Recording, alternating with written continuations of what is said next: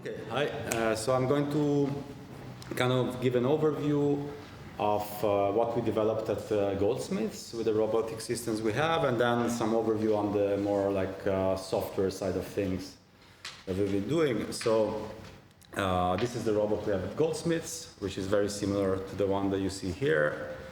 And we called it Tiba. It's just the name of a dog that I really liked. Yeah. And we also have other machines, we have plotters, but today I'm going to focus on this robot. And recently, it's very nice that Konstanz was able to acquire almost exactly the same robot. And that allows us to do collaboration, to collaborate more closely. And what you see here is the beginning of this collaboration, because the robot from Konstanz, you can see it behind you. And some technical details, although you saw a lot from Sylvain, but what's particular about this robot is that it's very flexible. You can demonstrate movements. It's kind of human-friendly. And for instance, if I go here, you can see like how this person is demonstrating motions, programming it very easily. And you see you can move it and bring it to positions, etc. And it has 7 degrees of freedom, which means that you can imitate the type of movements that a human arm would make. And you have a 1000 Hertz control loop, which means you can control it really fast and create soft motions, react to the environment around the robot. And so how did we set it up? I like to work with plotters. And so I was inspired to the ease with which recent plotters, 2D plotters, have been allowing people to do art with different pens, etc. Because old plotters used to need like specialized pens, etc. So I thought, why not adapt the pen holder from a plotter called Stroh and allow the robot to handle it. So we have this kind of easy to use changing system where you can just change the pen manually and change pens and try different pens very easily. And it's like just a 3D printer equipment that you can screw in this pen holder that comes from this commercially available plotter. So it's kind of convenient, and it allows us to work in a way that is similar to existing pipelines that artists are used to use. And then again, the demonstration part, you can have this little tool here where you can just select points, easily demonstrate points, record the position, and then create motions. And then the whole system that I built in London allows you to create those scripts that it's Python, so it's quite accessible. It allows you to easily program sequences of motions that are customized. For instance, if you will see today, I don't know if we'll show it today, but if you see the robot dipping paint, it's a script that kind of looks like this, right? So it's like, I record the position and I just list very simple commands that say, move to recorded position, align the tool, make some circles, and it's very, very high level. So that means that it's much easier to create new setups that you might want to experiment, or somebody external that comes to visit might be able to work with. And how the system works, you have the robot, you have a laptop that is dedicated to the robot to control it and should do nothing else. And then through the network, you can connect to this laptop in different ways. And you can have an interactive program where you see the robot, how it moves, and program it. Or you can use a system that is widely used in programming with Python called notebooks, Jupyter notebooks, where you essentially can write some things, visualize what you want to do, and then send a command that goes to the network and goes to the robot, and the robot draws. And okay, this is an overview of the system, of the robot, how it works, just more technical. And now I'm going to go into what I've been working on in Goldsmiths as part of the project. So as Sylvain mentioned, we did quite some work together during my PhD, which was focused on capturing the way in which, how can we capture the kind of curves that I'm familiar with from graffiti, right? And how can we use control systems or different methods that are alternative to more traditional curve-based methods to capture those curves. And the basic idea of this, as Sylvain mentioned, is a kind of trade-off between accuracy, how precise you want to be, and smoothness of the movement. So what I tried to do here was, okay, how can I take this idea of curves, right, of curves that are very smooth with certain principles, and how can I combine it with those new crazy technologies that are using machine learnings and generate a lot of fingers.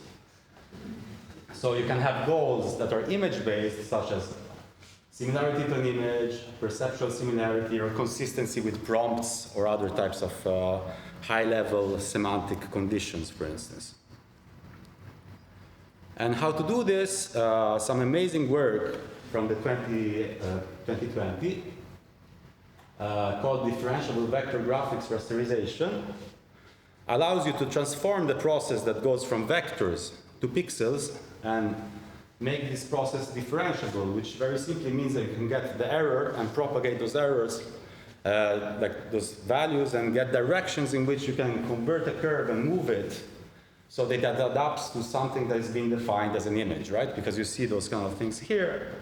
Those are all pixels, right? So the optimizer, the machine learning system modifies all the pixels that are on the grid. When in the case you want to control a robot, you want to have curves that you can follow. And this became quite popular. There's a bunch of work that has been working in this direction. These are some. There's many, many more. For instance, to generate abstractions, generate prompt-based images of varying quality, or modifying vector outlines of fonts. But the challenge here is how do we get things that are kind of smooth in this way and look calligraphic, right? Because that's a bit my obsession, and it can be useful for art. And all those methods use these like standard Bezier curves that can have problems when it comes to smoothness. And so I developed a method that allows us to kind of optimize in the image space the kind of curves we were working before with Sylvain. And yeah, the videos on Google are pretty bad, but this is a very basic example of how we can, and this has similarities to what Sylvain was showing with the ergodic control, but it's just very image-based and simplified. And here's an example, for instance, Anna's work that she did in Konstanz combines some of the work that Michael will present after me, together with this very simple, like, sorry for the images running like that, but with this optimization that smooths out the images based on the areas that Michael finds with the method he's going to describe soon. And this is an example from Amma, which you can see here. Oh, it's really hard to change.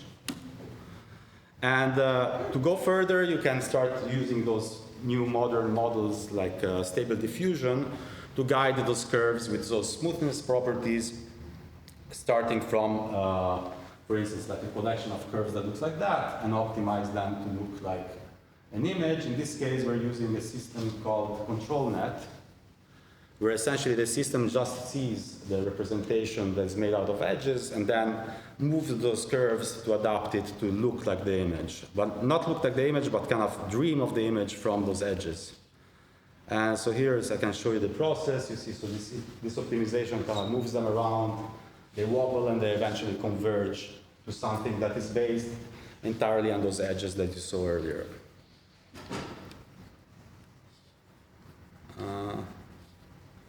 So here, examples of the robot. This is a part of the work we did also with Rebecca Chamberlain and Francesca Monino, where we got the robot to draw these kind of portraits. And here you see a portrait, an image that we used, which is actually AI generated because we wanted to avoid recognizable faces. And we choose I set up the robot in London in a very unfortunate configuration where it's very hard to film, so we had to climb on a window to actually film the robot properly. So when I'm back in London, I'm going to turn the robot around. And in this case, there is no pressure of the robot, right? The systems can generate thick or thin strokes, and we can regulate the pressure of the robot based on that. In this case, we kept it fixed. And this is another earlier example where it's drawing Spock. I'm obsessed with drawing using machine learning and Spock for some reason. I don't know why. And so yeah, so this is more or less the same system that is driving the robot there, which we are using here. Now, how the system is flexible. Oops. Okay, it's even flexible because once you have all this system in place, you can start doing things where you optimize for the image or some machine learning system that drives the curves plus geometric constraints. For instance, you can take, in this example, we take like a rotated coordinate system and we do and control the strokes so they follow this kind of orientations. Or further, you can do, and that's what's actually happening there, you can have, you know, an input image. This is to exemplify the smooth strokes plus an input image as an example of a style, right? And so then you get, again, a stylization that follows this kind of combination of things. And again, to go back, this is what happens here, more or less. I won't show you the style image. But here is the optimization process that happens for one tile. And exactly here you see like a part of the image. If you were here yesterday, you saw part of this image in Inge's presentation. I don't know why Google Slides does this black thing at the end. It's really annoying. But here you see how the curves kind of converge to something smooth and a bit more calligraphic. And they have different thicknesses, which with black, which we can then execute with the robot, right? So this determines how much the robot presses against the canvas and gets this unpredictable thing with brushes, which is hard to control, but that's how the backbone at the very high level works. Yeah. Okay, I'm Michael from Konstanz University, and in comparison to the nice new collaborative robot that Daniel has been working on mostly, my work was focused on using the ABB welding robots that you can see here. This is our large machine that we have downstairs in our lab. And these are much less human-friendly in their usage. So the first thing that we have to always consider is that programming it is not as easy and straightforward, and we can't easily adapt to new conditions like just shipping the robot, placing it somewhere and reconfiguring different starting points, and from then base our entire moveset just based on these points. With these ABB systems, we really have to ensure that the whole system is fixed in place and also usually secured quite fixedly, because these things don't feel. They have no force feedback, and it's very difficult to really work with them in person because you probably shouldn't stand next to them, as these things can generate forces that would definitely hurt you when they are applied to your bones. But this hasn't stopped us from using them, creating art, and also producing some nice looking paintings. But while Daniel has his obsession with curved calligraphic strokes, my obsession has mostly been working with regions, and also instead of focusing on specific scenes of people, dogs, or objects and optimizing based on a very specific image that is usually more abstract in nature, my work has been focusing on creating landscapes or also painting whole composite scenes. Because at some point I got bored of scrolling through pexels.com trying to find some royalty-free image that wouldn't hurt me in the butt after I used them in some paper. So I just wanted to create a system where I could just find any generic image that shows somewhat of a landscape, whatever building, whatever person, or even a collection of people, and create a nice painting from them without having to worry too much about the motif I'm using. But first, let me start with showing a bit how our atelier looks like. So this is our big robot, and while Daniel is usually working without any feedback during the painting process, so he's starting the painting and it's getting executed in a deterministic way. We have a feedback loop in place, so that means on top of the ceiling we have mounted a camera here that we use during the painting process to provide us with feedback and intermediate steps that would then guide further stroke generation during our painting process. And this is our small robot that looks a bit nicer, and you can use it in small scale exhibitions also. And that's the way we are using our color palettes. So it's a bit larger with petri dishes instead of the nice little box shaped like cups that Daniel is using. Exactly.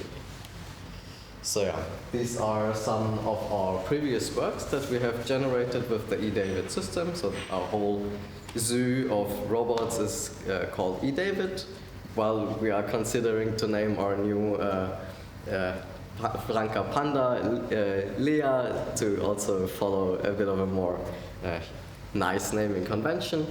But these systems are mostly created with the paradigm in mind that we have an input image and we have a more or less fixed stroke footprint that we want to use. And we continuously apply in an iterative manner semi-transparent colored strokes onto the canvas while following a sense of directionality from our input image.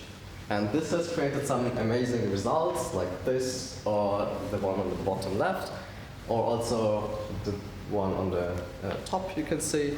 But the problem really was that these pictures were difficult to estimate when do they converge. They took a long time and many strokes overlaid on top of each other to really create this impression and to also recognize the original input image. And I mean, this is amazing, but it's also difficult to really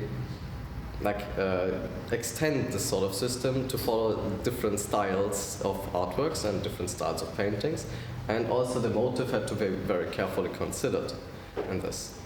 So what we wanted to do with this transitions to regions was to follow a little bit more of an artistic view on how scene composition works, and also how can we really approach this task from a different angle to just create our own sort of style. And we also do some portraiture that you can see here in the bottom. This was done by Emily Bieler, where she really tried to also, similar to what Sylvain has presented, find key points within human faces and then try to follow a 3D model of how these faces could be reconstructed to guide this stroke creation process. So we also have a few different approaches to our drawing and painting styles with the eDavid robot. Okay, so I mean we have this sort of feedback loop in place, but how does it really look like? What we have is our canvas. We have in the computer what we know is the scene that we have abstracted and we now want to paint. So the system really consists of this robot state where we have the robot in place and we know our input, so we know what we are supposed to paint and we know the empty canvas. And from that we first start with when we are painting in a region-based manner, we have our shape that we are considering that we want to fill out now. And the robot now takes an initial picture of what is the initial state of our canvas. Then, based on what we know, we compute a set of strokes that would be within this region to really start the filling process.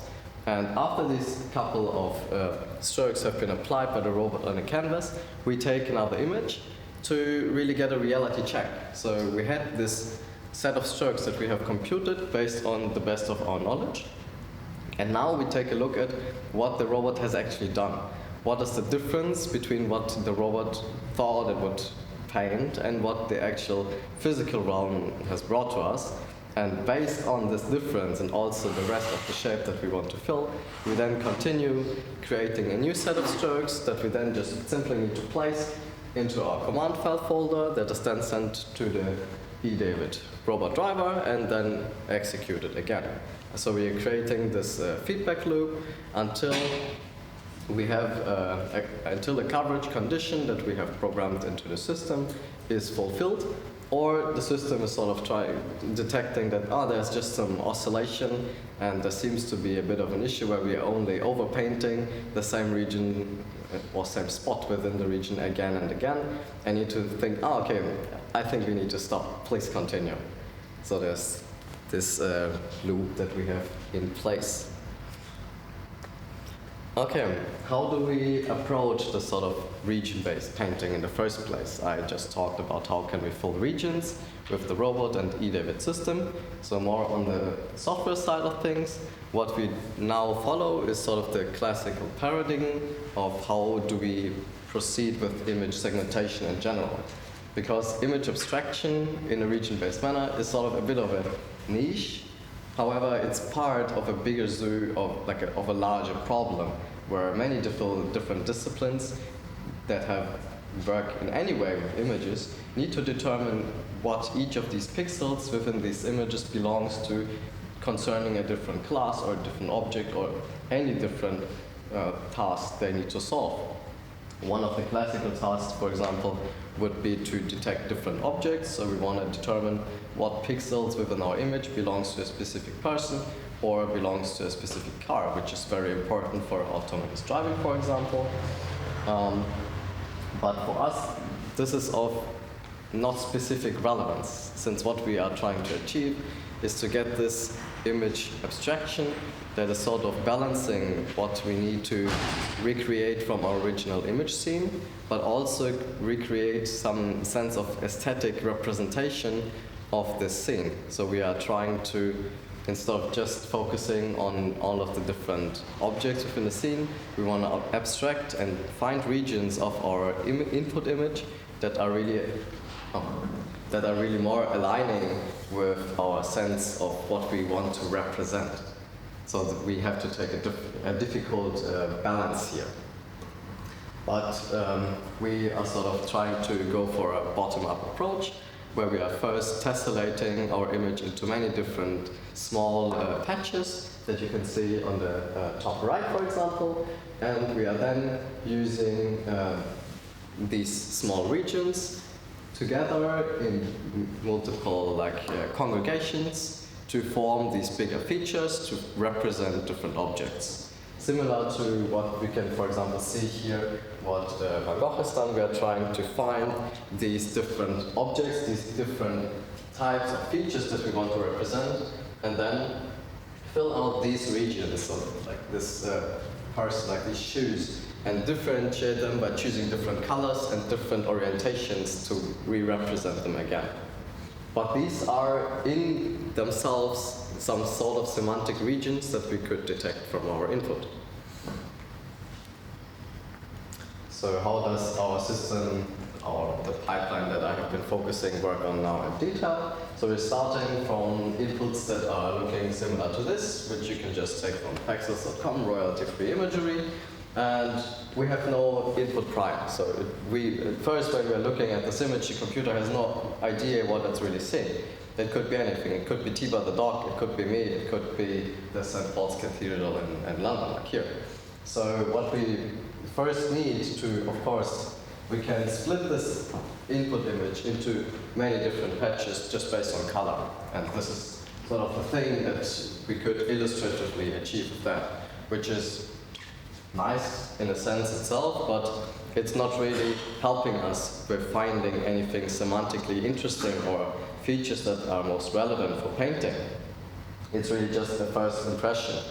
So now I'm trying to include all of these new fancy technologies like machine learning for image segmentation, and also systems like panoptic segmentation that really try to really find as many features, as many objects as possible within our images to really guide what kind of patches, what kind of regions we really need, we want our abstraction to look like. And so this I have here as a first, this is like a semantic mask that classifies each pixel into a different object. And at the bottom here, this is one of the combined feature maps I'm using, where I'm combining different machine learning methods and models to get me like a weight map where relevant objects are or might be. Because, as I already said, there are, of course, economic concerns regarding finding good image segmentation models for machine learning, because what people really want is autonomous driving. There's no perfect model that could give me nice looking features relevant for painting or for landscapes. There is no such thing as segmentation specific for our tasks. So what I need to do is to really find different models that can provide me with different hints for where different objects might be and what different features might be relevant, and then combine them to really guide this abstraction process. And this is still machine learning, so inherently we are also error prone. because these models are not perfect, and since I want to use really generic input images, I can never be sure how good these methods are. But by using many different models and techniques, and also still getting an initial sense of kind of what colors are really in what place, I'm trying to tune the effect of individual models like acting out of line really by averaging it with different techniques. And with these techniques and the colored regions that we are starting with, I am then generating these types of image abstractions that are then further color quantized, because I mean we don't have 60 million colors in our palette that we can easily work with in the robot, but we really need to tone it down to something like, in this case I think it was 17 colors. And this was done automatically, so there's no human intervention in any of these steps. So this, from input image to color quantized abstraction, this was done with one click essentially. And once we have this image that is abstracted, in that sense it was also vectorized, so we are starting from simple pixels and going to vectorized regions that we can then feed to our robot system to fill out each of these individual shapes. Okay, and using the systems, we have done a couple of paintings in the last few months now. Also works that are here present physically, like Anna's work right here that you can see on the right side.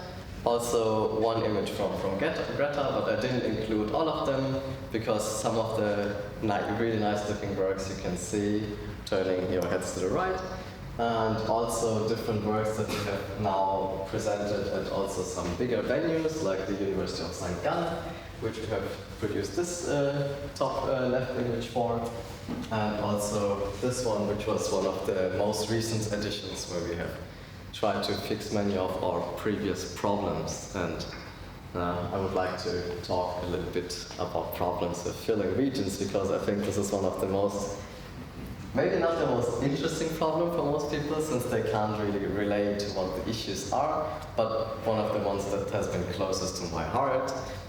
So while I really love the outcome of this painting that I did with Greta together, you might notice that there's a distinct difference between what happened in the center of the flower when compared to the outside of the petal. And I think if you really step closer to the painting, it might be more striking, this kind of difference. Yeah, exactly. What really, the only thing, like two things we changed during the painting process.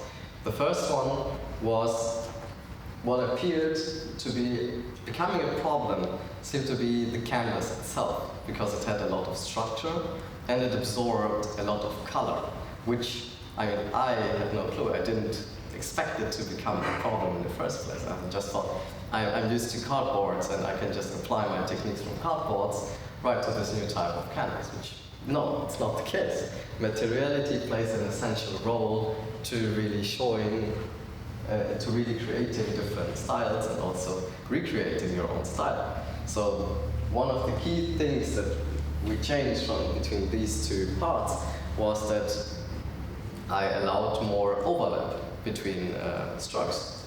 While the problem is really that the system created just one stroke flowing through this whole region, and then it thought, I'm done now, it's okay, it's covered. But the canvas absorbed a lot of the moisture, a lot of the liquid, and it was really spotty because the brush friction also only deposited some parts of the color to the canvas. So I previously expected it to only be enough by covering it with a single stroke, but it turns out that's not. So I changed the parameter, told the system it's okay to really overlap your own strokes a couple of times, and then suddenly it turned out that this was very effective. And also what we increased was the size of the average, or the length of the average stroke. So the difference became also much more pronounced when you are comparing our result with the one furthest to the right, where this was applied from the start. So you can really see that just these two small parameters that were mostly most limited to using this materiality make a huge difference in how the outcome would look like. And then afterwards, after we created this painting, I went back to just paper, since I ran out of essentially any supplies. I had nothing left in the studio, no more of these canvases. I didn't have any cardboard, like any of these large cardboards to use, so I was left with paper. And I just thought, I'd run the next experiment with the previous settings because I forgot we made the changes. But using these settings, suddenly all of the paint started dripping. It was so liquid, it started pooling at the bottom of the shape and then really flowing down. First 5 minutes I was confused, but then I noticed, it makes sense. Since I now have a lot of this overlap and expect the system to really overpaint, it's of course not seeing it, it's not stopping it.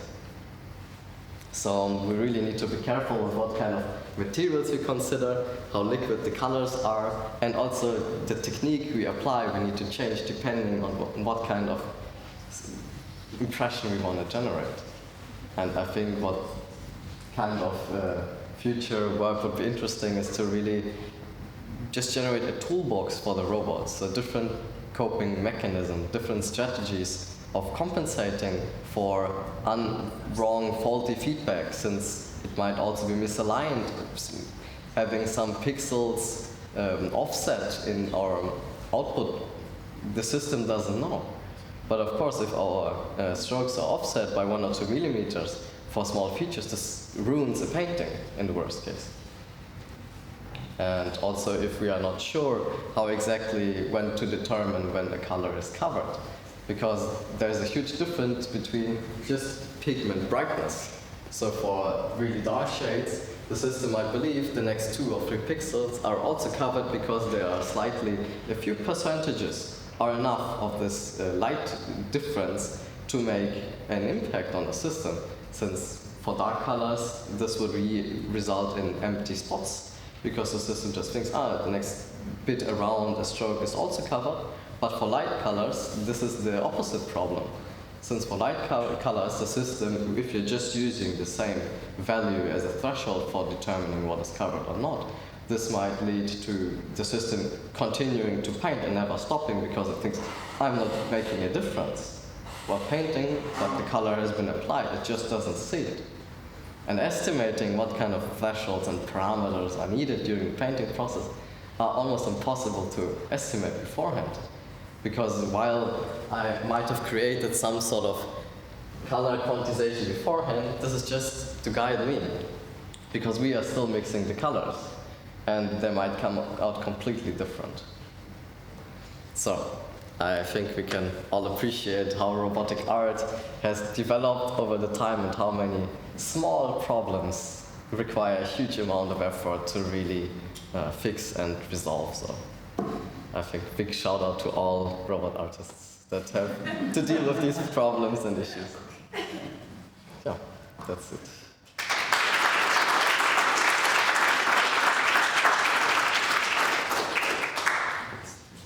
So we have time for questions.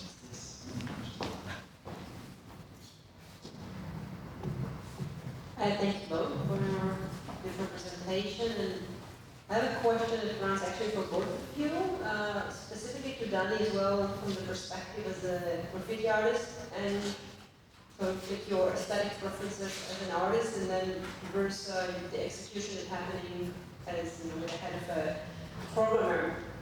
And as well as part of the symposium, and this is the part of embodiment.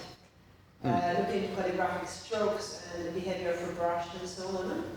As we learned nicely from Julia's presentation yesterday, we don't see the world as a screen, as a flat image. There is depth, there is 3-dimension, that is a huge part in the articulation of a stroke. And I wonder why there is no use of sensors as a feedback force while working with a robot. I think this is something interesting as well for Michael. Could you consider adding sensors in combination with a visual feedback? And how can you imagine it happening? And then the other question is related into the tools, because as we all know, each brush has a very different feature as well. Each kind of paint, you work with ink, if you work with acrylic or oil, but as well if you work, I think, with calligraphic brushes, so that basically a very thick line and very, very thin ones, or a flat square brush that can do thin lines or use at the same time for coverage. So for example, doing a mapping, scanning of a brush and informing the machine, now you're working with this kind of a tool, maximize it. Instead of switching brushes, for example, we can do quite a lot with one tool. So I'm kind of happy to hear both of your responses to that. My first answer to your question is like, it's all very interesting stuff. Why not labor? So let's say it's a decision, right? Like I tend to go in steps, and the next natural step in the direction of things I was exploring was, like now it's a very crude perpendicular brush, no orientation, and it was like it was a natural next step, and then on top of that, build more and more things, which of course include visual feedback, which we have a setup for, a bit much cruder than what Konstanz says, but we have a setup, but I didn't get around to explore it, and for instance here it wasn't really necessary. And brush orientation, force sensing, there's so many things. Like I'm completely aware that what the robot does with the brush. Like in London, what I do mostly is using ink, right? So this was the first time we moved from just using black ink to using colors, which adds many more variables. But already with black ink, I'm aware that the way in which the robot draws is extremely far from what a calligrapher. I'm not a calligrapher actually, so even if I was to do something with a black brush, probably a calligrapher would like frown. But in general, there's a lot of aspects that are ignored, and you have to sometimes simplify the problem and focus on the side of it. Yeah.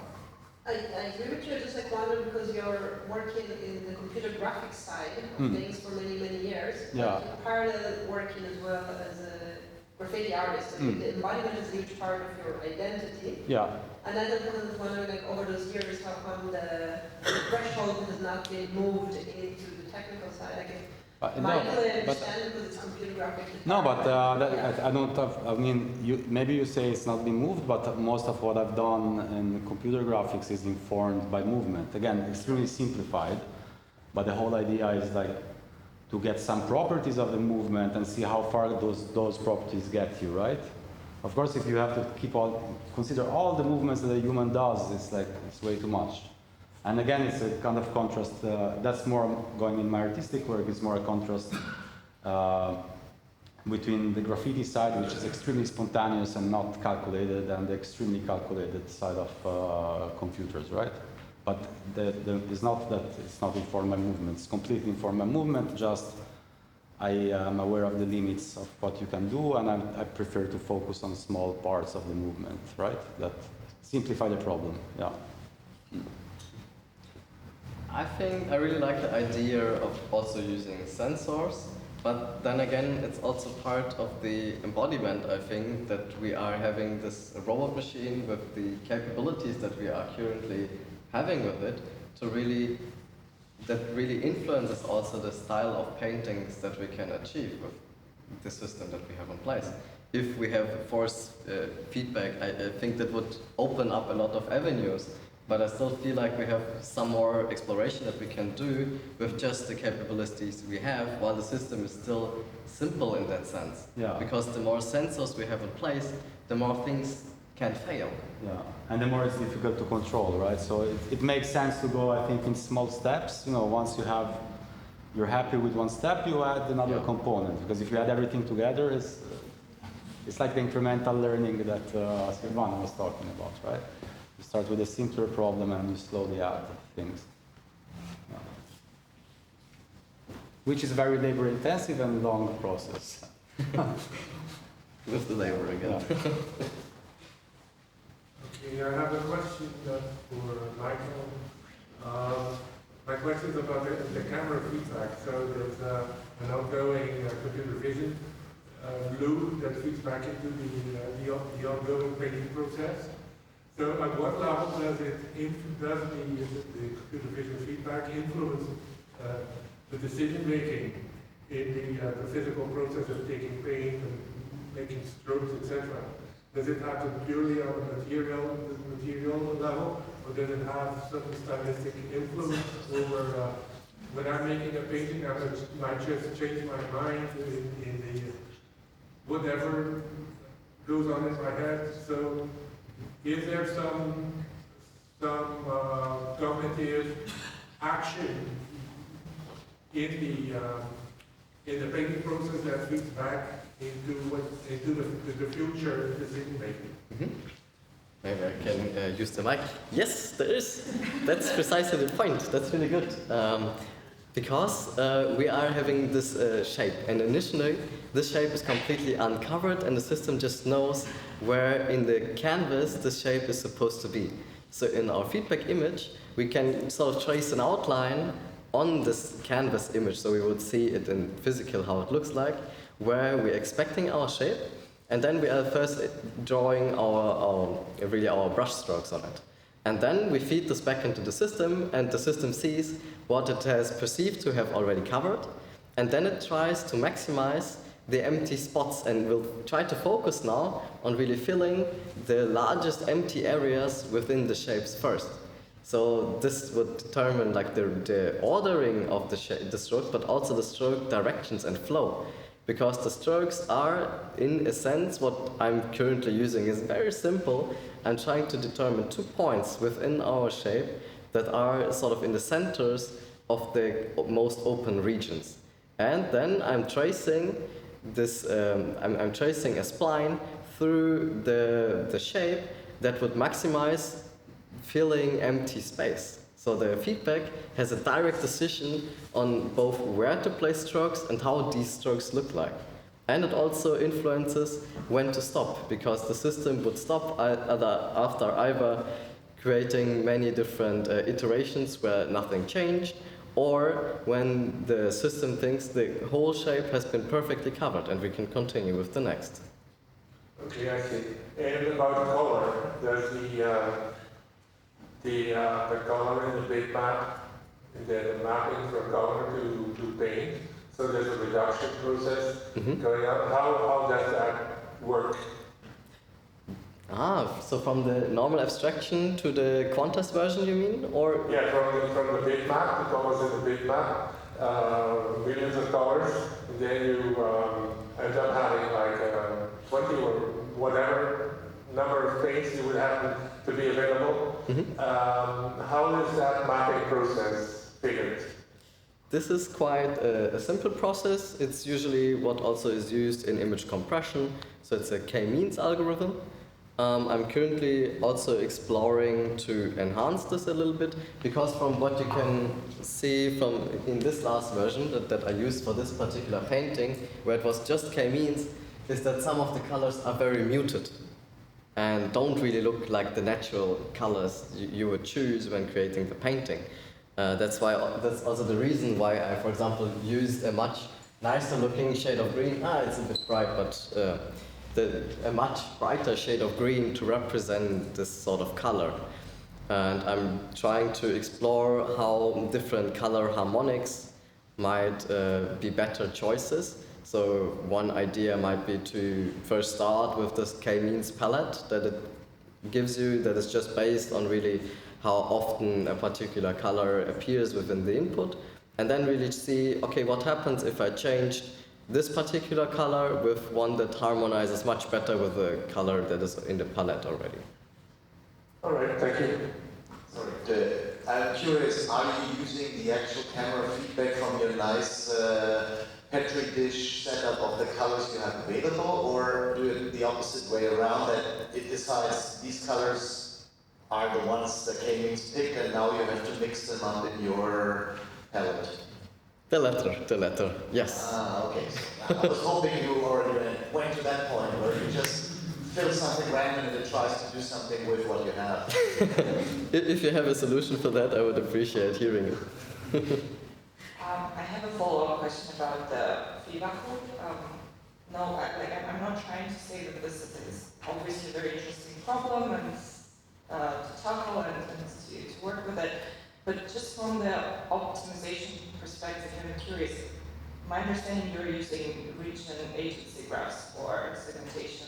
I've just seen the image. And if the only problem, or like the only reason you're basically using the feedback loop to cover the empty spots, why not to just work in layers in a way that you first apply the layer from the, let's say, more abstract with bigger segments, and so you sort of already cover the canvas with some basic color approximation for that region, and then do the second layer with more precise strokes from the more precise segmentation paths of the slate or whatever, right segmentation. So just curious, you know. Very nice thoughts. I really like the audience. Yeah, exactly. That's also what I've been thinking of doing. But what I want to use it only as a fallback. So what I want to do is to be able to have the ability, at least, to choose also to just create the whole painting in a single layer, because I also consider different types of highlights I want to include. So I don't want to really spend many layers on getting an initial impression of my image, but I also want to try of being able to get only like the first representation, and then add the cherry, like the top most important details in a separate layer. But in a sense, I could always go back to, okay, I can first try from just quantizing the whole object, like all of the objects, and then just giving each object like one color, and then reintroducing like a bunch more details, creating that as a layer on top, and continuing that. If I can add to that, we both learned from Ben Tritt.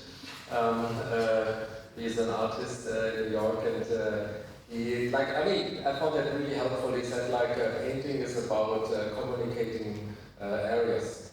And so, like, this is maybe the first step to get, like, some base areas with certain colors. But like in the future, we want to really adapt contrasts and also other aspects when filling these regions. And then, of course, also some more layers will be added. So this is just one step into that direction. And the reason for that is, if you can go back to our first results, was that while we thought these are really nice paintings in a way, I guess it was weird at some point saying that we paint as if we would draw. Painting is essentially about regions, and this was then the motivation for us to abandon a little bit these very discrete strokes and move into the direction of regions. And we are just in this process of getting better and better with the regions. Yeah, in a sense, it's also necessary to really try to figure out how to draw one shape well, because we're still learning. So once we have the ability to really successfully and confidently make these shapes, we could then explore different styles of how to achieve that.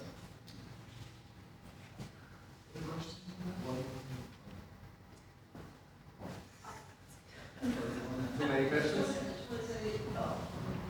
Just something shortly, I think, to go on like that. Something kind of, the comment you made is connected to the comment that I made in the beginning. I think it's a bit of a paradigm shift of how you think as a painter, as an artist, versus how you think as a computer scientist, specifically looking at computer graphic and computer vision. And this is why I kind of addressed as well the question to Dani as someone who is heavily involved in both. And how you manage to bridge the two, considering the limitation of the technology, of how the architecture of the technology is being shaped, and how can we, in this interaction between artists and computer scientists, find a way to bridge it in an efficient way, but somehow a creative way. And this is what I find kind of interesting to relate to Julia's talk from yesterday, to really consider the paradigm of technology, to bring it in to the discussion. So when I talked about the force sensor, it was not to put it as an addition to the visual feedback, but what about consider it as a separate research that can run parallel, and maybe one day in the future those two can flow together. Just a comment on the side. No, that would be great. Yeah. It's a big space. Yeah. Need more people for the table. Yeah. Yes, I have a lot to say, but I'll try to save some of it for my presentation later. But I mean, we talked about, you might talked about that painting on the wall, Michael, and I actually think that the imperfections are the most interesting thing about it. And so if we had successfully, in quotes, filled that region, that painting would be a lot more boring than it currently is. So, you know, I think in this sense, you know, there's a way in which you're kind of, the better at your job you get, the more you're engineering yourself out of the artist sort of field. But actually, what I thought that I won't address in the presentation this afternoon, which is maybe interesting, is something about like the deterministic nature of the systems that you're building. And in contrast to some of the other presentations that we've heard about robotics, where there are kind of much clearer definitions of the pass fail, you know, or successful, unsuccessful.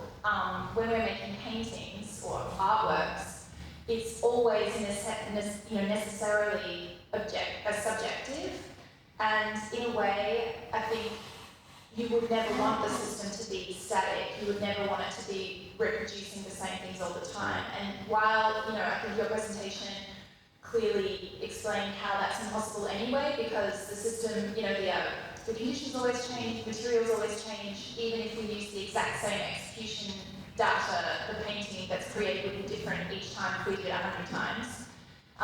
That's true for a person as well. But I suppose I'm interested in maybe hearing how you think about it as a computer scientist and also working with artists now. How do you think about what it is that your goal is, and also maybe to think about, and maybe you could also explain a little bit about some of the things that we've talked about in terms of, you know, learning and why it's not just a simple matter of, you know, machine learning and perfecting the algorithm in order to perfect the outcome. That's a really interesting question, and I think my perspective has changed quite a bit from the beginning. I think the first thing I had in mind was, okay, I want to create this region type paintings. Well, so I didn't draw the connection at the time, but what I was expecting of the system was to be able to create perfect shapes like Delaunay, for example, in his paintings that are really precisely shaped and monochromatic in nature. But I have since shifted in opinion quite drastically to more go into the direction of what Cézanne has achieved, where he has these inherent regions still in place, but these regions are filled out in different patterns, different orientations, different mixes of different colors also within this region to create an organic kind of representation of this particular area or feature. But what I want to, why I think it is still like something to improve on, like this flower painting for me, in that sense, is I want to be able to achieve it. I still want to be able to create a perfect fill, because based on that, if I am able to do that, what I can also do is to create a partial fill, or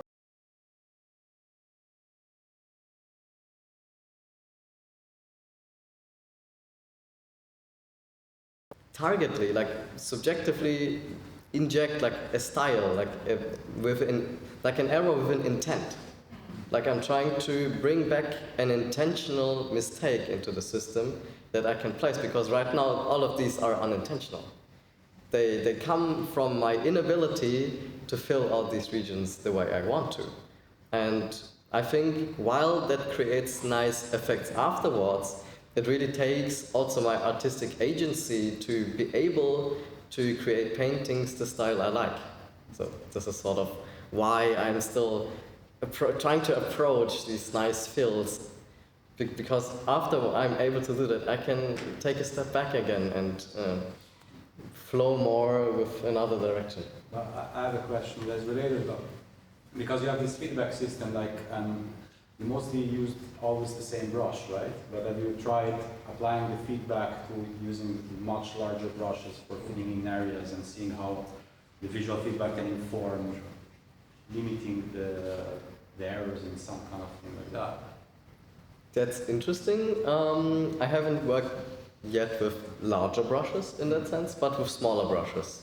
Since transitioning from the Darth Vader or the flowers more to the most recent one, I have made it a multi-step process where in the middle I change, when stepping to the details, to a much smaller brush to be able to more carefully approximate smaller features. I mean, I haven't tried the bigger brush because the most variable that is changing is time.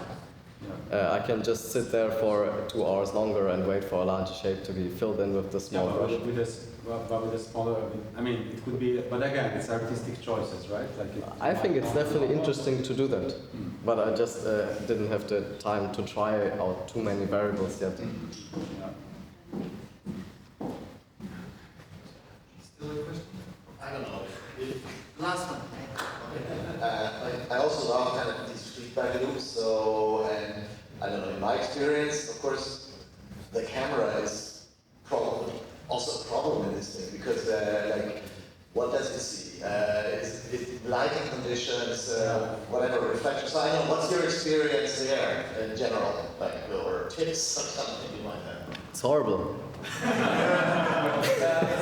Let's say it this way, we have like a big experience in doing that, so we experimented a lot with different light directions, with rectifying the image, with like color calibration and so on. So we think we can do that if it comes to very pastel kind of oil paintings, a lot of reflections, you get some problems, but aside from that, you can get something that is good, but it's still RGB.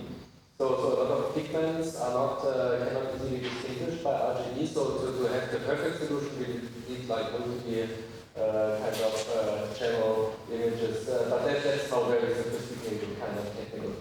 But it's cool. I think that was described because you are kind of trying to hit a color. So and then I would imagine like over the time while the painting develops, the exposure time of the camera changes, and actually you get a different view over like 2 hours of painting. Actually, it tries to make it darker or brighter, even though in reality, like that all happens. So we do that like for every image to do color calibration, then you can avoid that. But the other thing is colors change when they dry. So it's like the initial color is different than the end. So it's like a very complex process. You share that somewhere?